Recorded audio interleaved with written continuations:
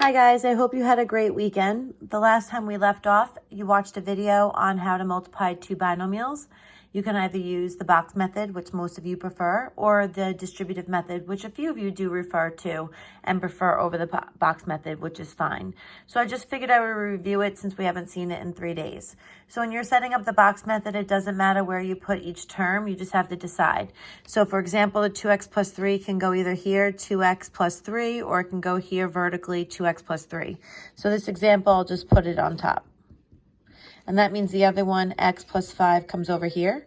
And remember, if there's no number in front of the variable, that's a 1. So when you're actually doing this, we're going to multiply. When you're multiplying the numbers, you're adding the exponents. So here, we're going to multiply 2x times 1x. 2 times 1 is 2. And remember, the exponent here is 1. So you're going to have x, and 1 plus 1 is squared. Then here, 3 times 1x, 3 times 1 is 3, keep the x. Here, 5 times 2x, 5 times 2 is 10, keep the x. And then lastly, this box is 5 times 3, which is 15, and you guys can use your calculator. And if you do this correctly every single time, if you remember from what we did earlier this year, you're always going to get the middle terms to equal to be like terms. So we're going to take our 2x squared. Now, when you're adding, remember that you're just going to add the numbers in front. So if you used your calculator, 10 plus 3 is 13. Keep the x, and then we have plus 15. So after we multiply a binomial times a binomial, we get a trinomial.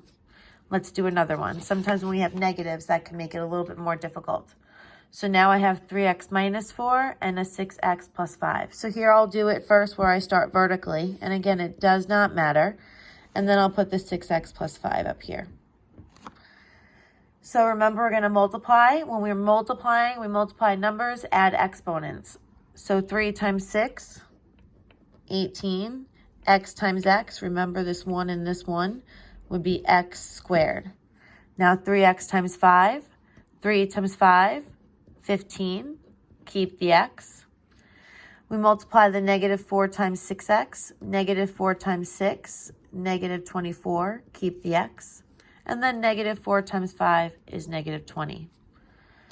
Just like the last time, always this middle, this diagonal, they're like terms because they have the same variable with the same exponent.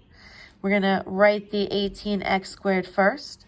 Then you would use your calculator, and negative 24 and a 15 is a negative 9, keep the x, minus 20. All right, so you're going to have to do the work on the side, and then you'll be able to answer it on Delta Math. Thanks, guys.